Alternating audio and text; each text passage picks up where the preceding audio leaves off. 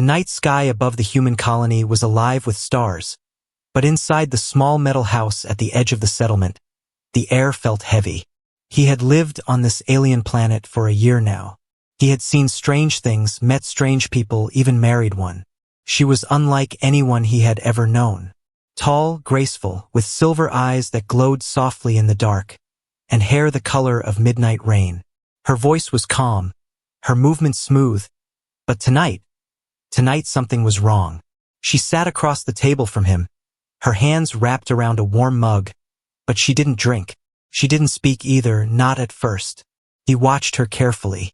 "You look worried," he said. She nodded slowly. Then she lifted her gaze, and he saw fear in her eyes.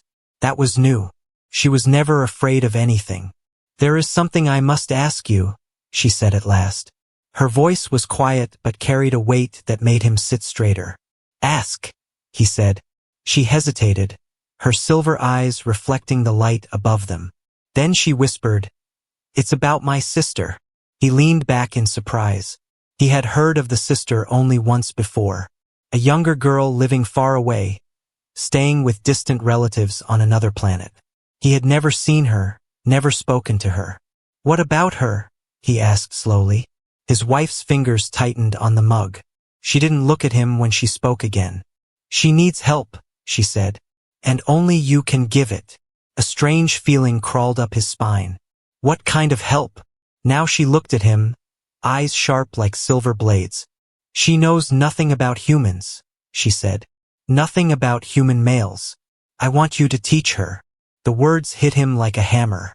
For a second, he just stared at her, wondering if he had heard right. "You want me to teach her about men?" he asked slowly. She nodded once. He laughed, but it was the kind of laugh people make when they don't understand a joke. "Why would you want me to do that?" His wife didn't smile. "Because she is coming here. Tonight. And there is no one else I trust."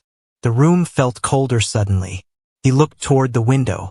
Outside, the wind howled across the colony walls. "Why the rush?" he asked. "Why tonight?" Her lips pressed together. She seemed to fight with herself before speaking. "Because she is in danger," she said finally. "There are people looking for her. Dangerous people. If they find her, they will kill her, or worse." He stared at her, confused. "What does that have to do with me teaching her about men?" His wife stood and walked toward the window, staring out into the darkness. "Because she needs someone to trust," she said softly. "Someone human. Someone who will protect her. You are my husband. I chose you for a reason." He felt his stomach tighten. This was no simple request. "Who is after her?" he asked. His wife didn't turn around. "People who want power," she said. "And she carries something they want." That didn't help his nerves at all. He stood slowly. "You're not telling me everything." She faced him then, eyes full of worry. "I can't," she said. "Not yet. When she comes, you will understand." He rubbed his face with his hands. "This doesn't make sense," he said. "I don't even know her." "You will," his wife said. "And when you do, you will see why I asked you."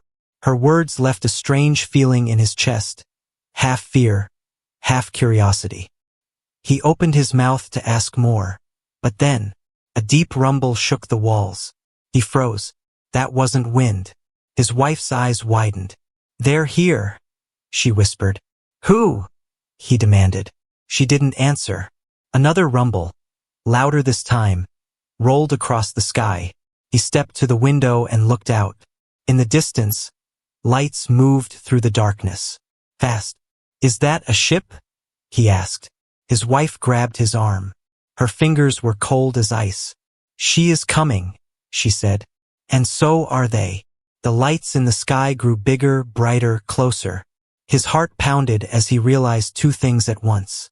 The sister was arriving tonight, and she was bringing danger with her. The sky above the colony was no longer quiet. The sound of engines thundered across the dark night as strange lights cut through the clouds. He stood by the window, heart beating fast, watching as two ships descended. One was small, sleek, almost like a messenger craft. The other bigger, darker, and it didn't look friendly. His wife's face was pale. "She's here," she whispered. "And so are they." "Who are they?" he asked again, louder this time. She didn't answer. Her silver eyes stayed on the ships as if she already knew what kind of danger was coming. The smaller ship landed just outside the colony walls. Its engines hissed and went silent. For a moment, nothing happened. Then the door opened slowly with a heavy metallic sound. A girl stepped out. He froze. She looked younger than his wife, maybe 19 or 20. Her hair fell in soft waves over her shoulders, catching the light of the landing craft. Her eyes were the same silver color as his wife's, but brighter, almost glowing. Her clothes were simple, torn in some places, as if she had traveled far and fast. She looked around nervously, gripping a small bag against her chest. "That's her," his wife said softly.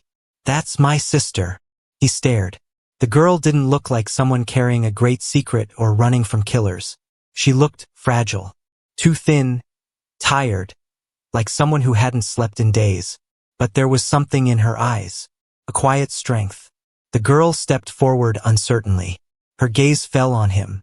For a long moment she didn't speak. Then she said in a soft, careful voice, "You are human?" He nodded slowly. "Yes." She tilted her head slightly, studying him like he was a puzzle she had never seen before. Her sister rushed forward and hugged her tightly. The girl stiffened for a second, then hugged her back, her face buried in her sister's shoulder. But the moment didn't last. A deep roar filled the air again. The bigger ship was landing now. His wife pulled the girl behind her. "We have to move," she said sharply. "Now." He looked toward the sky. The second ship's doors were opening. Dark figures stepped out. Tall, armored, armed. Soldiers. "Who are they?" he demanded again. The younger sister's voice trembled when she answered, "Hunters." The word sent a cold shiver down his spine. The soldiers spread out, scanning the colony. Their leader, a tall man with sharp features and armor marked with strange symbols, spoke in a voice that carried across the night. "Bring out the girl," he ordered. "She belongs to us." No one in the colony moved. People were peeking out from behind doors, watching silently. No one dared step forward.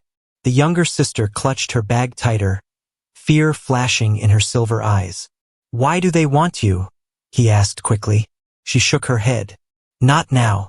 We must run." The leader raised his hand, and the soldiers began to move toward the houses.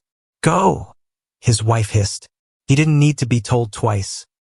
He grabbed the younger sister's hand, her fingers cold and trembling, and pulled her toward the back streets of the colony.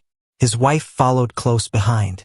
They ran past dark alleys, through narrow passages between metal walls, their footsteps echoing against the ground. Behind them, the hunters shouted orders. Lights swept through the streets. "They will find us," the girl said breathlessly. "Not if we keep moving," he replied. She looked at him then, really looked at him as if seeing a human for the first time. There was confusion in her eyes, and something else, something like hope. They ducked into an empty storage building. For a moment, only the sound of their breathing filled the air. His wife closed the door softly. "We can't stay here long," she whispered. "They have trackers." The girl leaned against the wall, clutching her bag. He finally asked what had been burning in his mind since the moment she arrived. "Why do they want you?" The girl hesitated. Then she unzipped the small bag slowly. Inside was a glowing crystal, pulsing faintly with blue light. "This," she said softly. "They want this." He stared at it. "What is it?" The girl's eyes met his. "The heart of a king," she said. Before he could ask what that meant, voices shouted outside. The hunters were close. The girl quickly hid the crystal back in the bag. "If they get it," she said, "they will control everything." The door shook under a heavy blow. "They found us," his wife said. The girl's silver eyes glowed brighter in the dark. "Then we run," she whispered. The door cracked open under the second hit, and they ran again. The cold night wind hit his face as they ran through the narrow back streets of the colony. The younger sister clutched the small glowing bag tightly against her chest, her silver eyes scanning the darkness as if danger could jump out from anywhere. The hunters were close. Their heavy boots thudded on the metal ground behind them. Orders shouted in a strange alien language echoed through the air. "Keep running," he said breathlessly. They sprinted past silent houses where frightened colonists hid behind locked doors. No one came out to help. No one wanted trouble with the hunters. Finally, they reached an abandoned warehouse on the edge of the colony. Rusted walls, broken windows, dust covering the floor, perfect for hiding. He pushed the door open and let the sisters inside first. His wife turned and locked the door behind them. The girl leaned against a wall, her chest rising and falling fast. The faint blue glow of the crystal in her bag lit up her pale face. He looked at her closely. This girl who had just arrived in his life. She looked too young to carry so much fear. Too young to be hunted across planets. "All right," he said, his voice low but sharp. "Enough running. I want answers. Who are you? Why do they want you? And what is that thing in your bag?" The girl's hands tightened on the bag.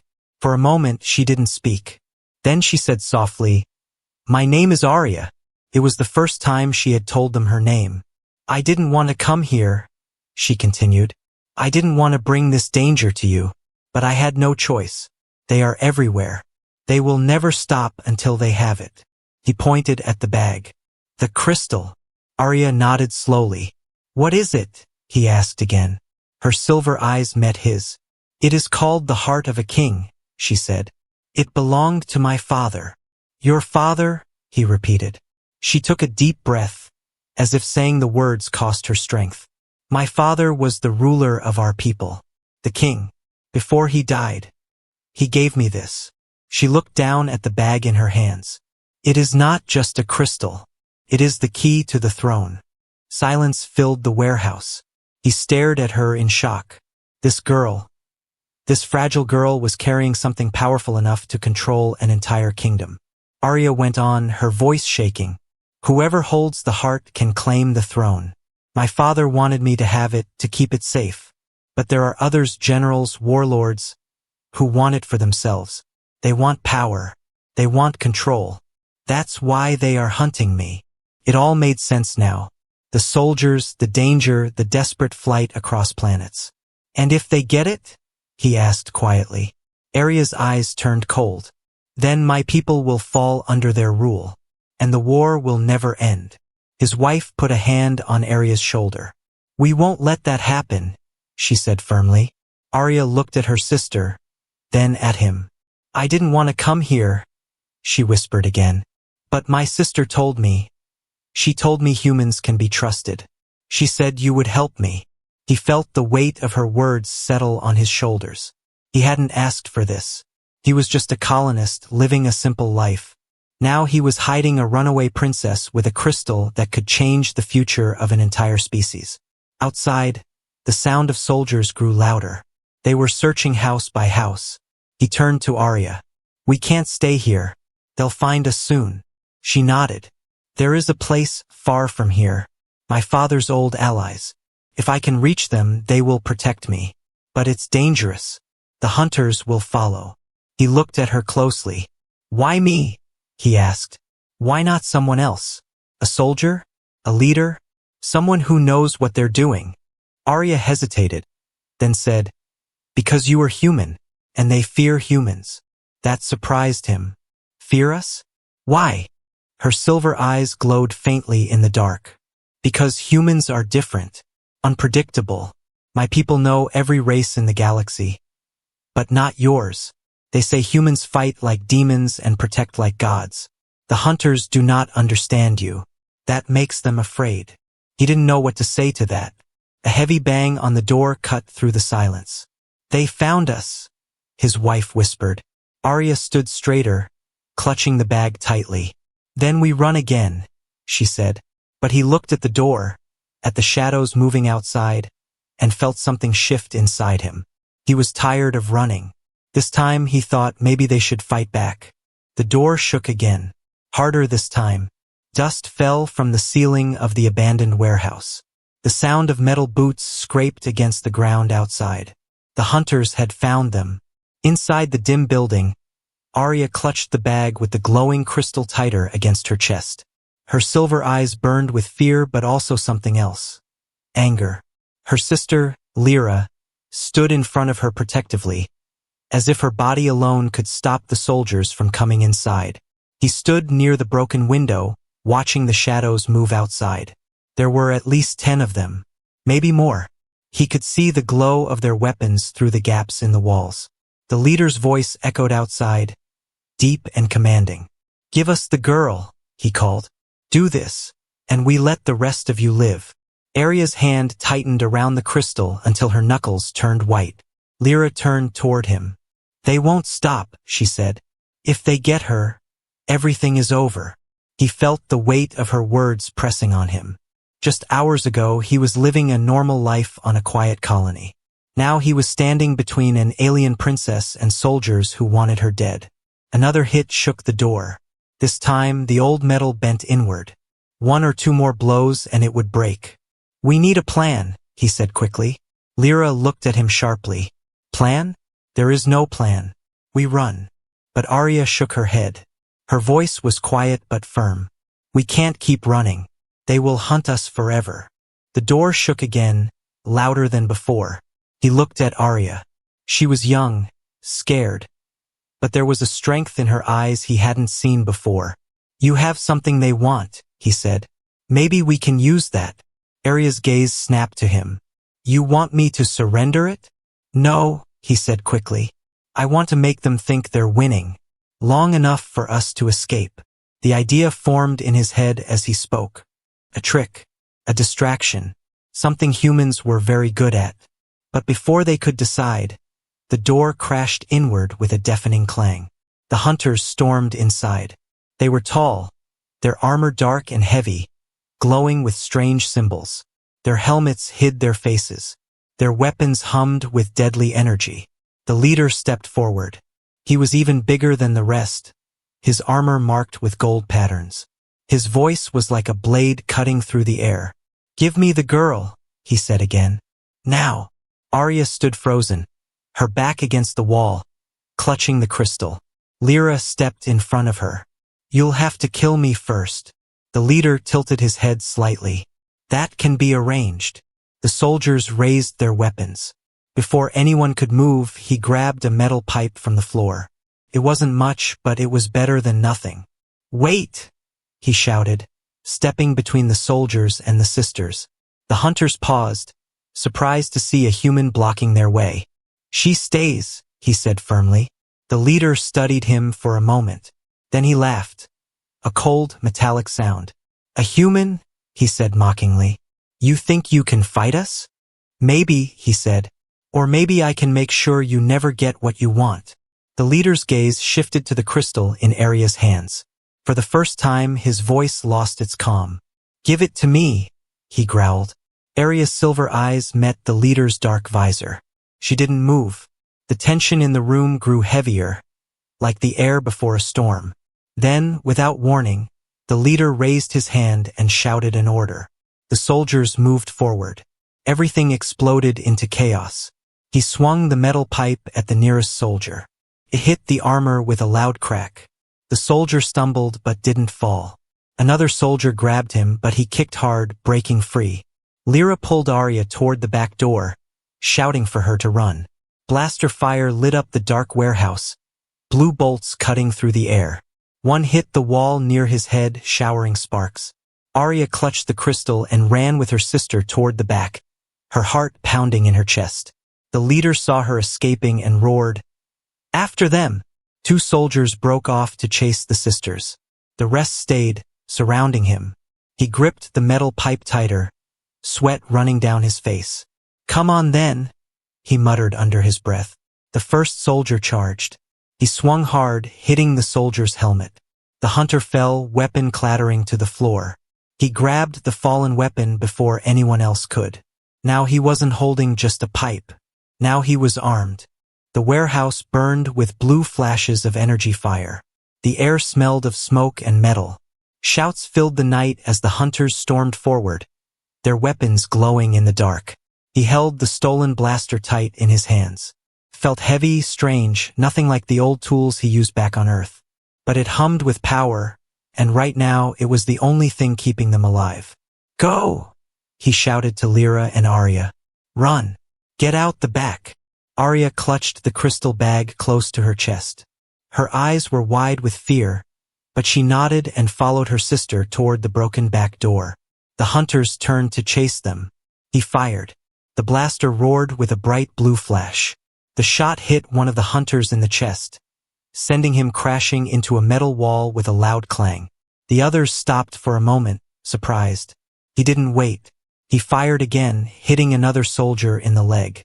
The hunter fell, his weapon spinning across the floor. "Move!" he shouted again. Arya and Lyra slipped out the back into the cold night. The leader roared in anger. "Kill him! Bring me the girl!" The hunters came at him fast. He fired until the blaster beeped empty, then threw it aside and grabbed the metal pipe again. The first soldier swung a blade toward him, but he blocked it with the pipe. Sparks flew as metal hit metal. He ducked under another swing, kicked the soldier's legs out from under him, then ran for the back door himself. Outside, the night air was sharp and cold. The colony was full of shadows, narrow streets lit by only a few flickering lights. Arya and Lyra were already running ahead. Their footsteps echoed off the metal walls as they raced through the empty streets. "Keep moving," he called. Behind them, the hunters poured out of the warehouse like a flood of darkness. The leader raised his hand. "After them," he roared. The chase began. They ran through twisting alleys, across open courtyards, past silent doors where colonists watched from the dark but didn't dare help. Arya's breathing grew ragged, but she kept running, clutching the crystal tightly. Lyra stayed close beside her, her face set with determination. He ran behind them, glancing back every few seconds. The hunters were fast. Too fast. "We need to lose them," he shouted. "There's a transport station ahead," Lyra called back. "If we can reach it, we can take a shuttle out." Arya shook her head. "They will block the main station. We need the old tunnels." He frowned. "Tunnels? Under the colony," she said breathlessly. "My father used them once. They lead to the mountains." The hunter's footsteps pounded closer. Energy shots sizzled through the air, hitting walls, burning holes in the metal. He grabbed Arya's arm and pulled her down a side street. "Show us the way." Arya nodded quickly and led them toward a small maintenance building at the edge of the colony. Its door was half broken, hanging on old hinges. Inside, the air was damp and cold. A metal hatch sat in the floor, covered in dust. Arya knelt and yanked it open. A ladder led down into darkness. "Go," he said. Arya climbed down first, then Lyra. He followed quickly, pulling the hatch shut above him just as the hunters reached the building. Darkness swallowed them. The tunnels were narrow and smelled of rust and old water. Their footsteps echoed as they ran through the dripping corridors. Arya's crystal glowed faintly in the dark, lighting the way. The pale blue light made the wet walls shine. "They won't give up," Lyra said softly. "They can't follow if they don't know the way," Arya replied. But her voice trembled. He didn't like the fear in her tone. The tunnel twisted sharply, then opened into a wider passage. Ahead, he could hear the faint roar of underground water. "Where does this lead?" he asked. "To the canyon," Arya said. "If we reach it, we can hide in the caves until morning." Behind them, faint noises echoed, metal boots on metal floors. "They found the hatch," he said grimly. "Run faster," Arya whispered. They ran. The tunnel sloped downward, the air growing colder. Finally, they burst out into the open night again. They stood on a ledge overlooking a dark canyon. The wind howled through the cliffs below. Far in the distance, mountains rose like jagged teeth under the moonlight. "This way," Arya said, pointing toward a narrow path along the canyon wall. They started across, single file, the drop below them hidden by darkness. One wrong step and they would fall. Halfway across, a roar rose behind them. The hunters had found the tunnel exit. Blue shots lit up the night, blasting chunks of rock off the canyon wall. "Go, go!" he shouted. They ran, the path twisting along the cliffside. The caves were close now, black holes in the mountain wall ahead. A final burst of shots filled the air as they leapt inside the caves, breathless and shaking. For now they were safe. But the hunters were coming. And they would not stop. The cave was cold and dark. Wind howled outside, carrying the sound of distant blaster fire. For the moment, they were safe, hidden in the mountain shadows. Arya sank against the wall, clutching the crystal bag to her chest. Her silver eyes glowed faintly in the darkness, the only light in the cave. Lyra sat beside her, breathing hard, one arm wrapped protectively around her younger sister. He stood near the entrance, looking out toward the canyon. The hunters' lights moved far below, spreading like angry fireflies across the valley floor. "They won't stop," he said quietly. "They can't find the caves," Lyra replied. "Not yet." But Arya shook her head. "They will. They always do." He turned toward her. She looked young and fragile, but he knew now she carried the weight of an entire kingdom on her shoulders. The heart of a king. A crystal that could decide the future of her people. He had seen wars before. On Earth, humans fought each other over power, land, and greed. Now here, on this alien world, it was the same story. Only the weapons were brighter, deadlier, and the stakes far bigger. "We need help," he said finally. "We can't keep running forever." Lyra nodded slowly. "There is someone," she said. "An old friend of my father's. A soldier. He lives not far from here in the outer camps. If anyone can protect us, it's him." Arya looked uncertain. "You trust him?" Lyra hesitated for a moment. "I used to." That pause was small but heavy. Still, they had no choice. At dawn, they left the caves. The path through the mountains was steep and narrow. The sun rose slowly, washing the world in pale gold. Far behind them, the hunters were still searching. By midday, they reached the outer camps. Metal shelters stood in a circle around a smoking fire pit. Children ran between the tents. Women carried water jars. It was a small settlement, rough but alive. And waiting at the center was a tall man with a scar running across his cheek. His armor was old, scratched from many battles. He carried no weapon openly, but his posture said he didn't need one. "Lyra," he said, his voice deep and calm. "It has been a long time." "Too long, Kaelin," Lyra replied. He studied the group, his eyes lingering on Arya and the crystal she carried. "So the rumors were true," Kaelin said softly. "The king's daughter lives." Arya shifted uncomfortably under his gaze. "We need help," Lyra said. "Hunters are chasing us. They want the heart. We must reach the loyalists before it's too late." Kaelin was silent for a long moment. Then he nodded slowly. "You can rest here. The hunters will not find you tonight." Arya exhaled in relief. Lyra touched Kaelin's arm gratefully. "Thank you," she said, but the man's eyes were unreadable. That night, as the campfire crackled, the refugees ate in silence. Arya sat close to her sister, the crystal never leaving her hands. He watched Kaelin speaking softly to some of his men nearby. Something about the way they looked at the crystal made his stomach twist. When darkness covered the camp and most had gone to sleep, he stayed awake, leaning against a wall, listening.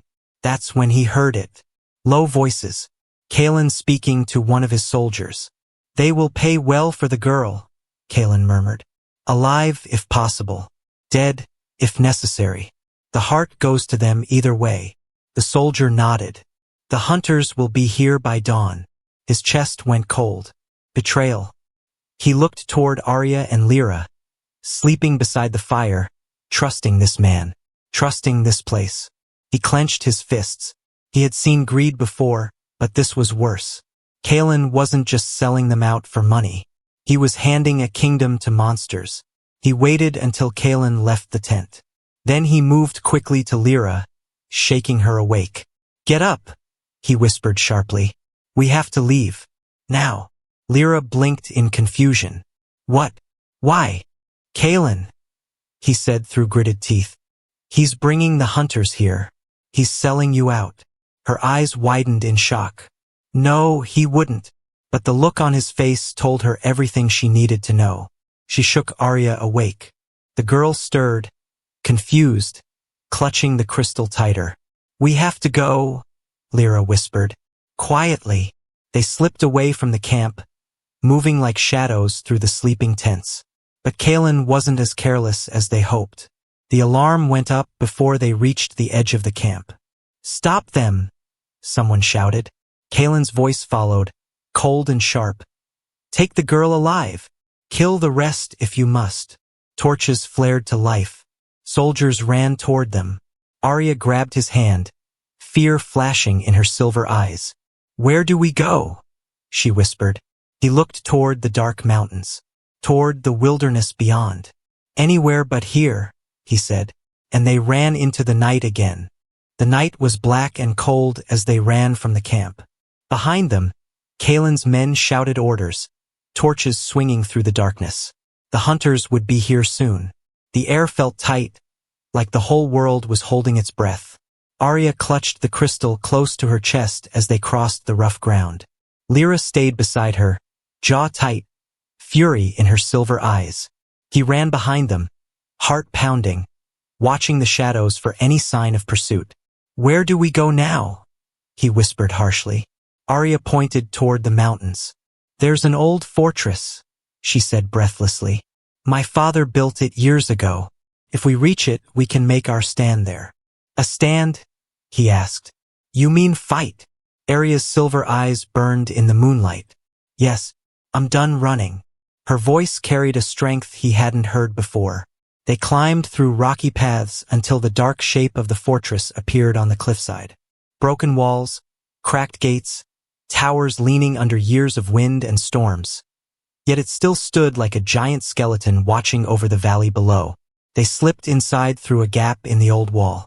The courtyard was wide and empty, stone ground glowing faintly under the moon. Arya turned to him. "They will come for the heart. We must stop them here." He looked at her. She was young, tired, hunted. Yet she stood straight, shoulders back, eyes bright like fire. He finally saw not just a scared girl but a leader, a daughter of a king. They didn't wait long. Torches flickered in the distance as Kaelin's men arrived first, blocking the path back down. Moments later, the hunters appeared, their black armor glowing faintly as they spread out like a swarm of shadows. At their center walked the hunter leader, tall and cold, his golden armor shining under the moon. He stepped forward, his voice echoing across the courtyard. "Give me the girl and the heart," he said, "and I will let the rest of you live." Arya stepped out from behind the wall, holding the crystal in both hands. "You will never have it," she said, her voice steady despite the fear around her. The leader tilted his head slowly. "Then you will all die." His soldiers moved forward, and then chaos erupted. Kaelin's men attacked first, hoping to grab Arya and escape, but the hunters cut them down like dry grass. Energy blades hissed through the air, blasters lit the night blue and white. Screams echoed against the stone walls. He grabbed a fallen blaster and fired at the hunters, hitting one square in the chest. Lyra fought with a stolen blade, fast and sharp, protecting Arya as soldiers closed in. Arya stood near the center, clutching the crystal. The glow from it grew brighter, brighter, until the hunters hesitated, shielding their eyes. "What is it doing?" he shouted over the noise. Arya's face was pale but determined. "It knows I'm in danger," she said. "The heart protects its own." A blast of blue light burst from the crystal, knocking back the nearest hunters. They crashed into the walls, weapons flying from their hands. But the leader kept coming. He moved through the fight like a shadow, his golden blade cutting down anyone in his path. He wanted the heart. He would not stop. Finally, he reached Arya. His blade swung toward her, and was blocked by him. He stepped between them, blaster empty, holding only a jagged piece of metal from the broken wall. The clash rang through the courtyard as metal met energy. Sparks flew. "You are nothing human," the leader snarled. "This is not your fight." "Maybe not," he said through gritted teeth, pushing back with all his strength. "But you're not taking her." The leader swung again, faster, stronger. The metal in his hands cracked under the blows. Then, before the leader could strike again, Arya raised the heart high above her head. Light exploded from it, blinding white, brighter than the moon, brighter than the stars. The ground shook as the light spread outward, a wave of power sweeping through the fortress. The hunters froze, weapons dropping from their hands. Kaelin's men stumbled back, shielding their faces. The leader roared in rage, trying to push forward, but the light wrapped around him like chains. He dropped his golden blade, fell to his knees, and finally collapsed onto the stone ground, unmoving. Silence followed. The light faded slowly, leaving only the faint glow of the heart in Arya's hands. She stood tall, breathing hard, eyes shining with the same power that had just saved them all. It was over. The hunters lay defeated. Kaelin's surviving men ran into the night, too afraid to face her now. Arya lowered the crystal, turning to him and Lyra. "It's finished," she said softly.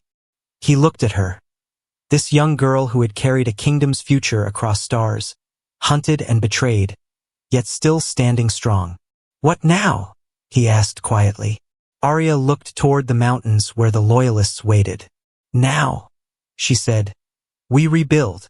The first rays of dawn touched the fortress walls as they walked away, leaving behind the battlefield, the fallen hunters, and the long night that had changed everything.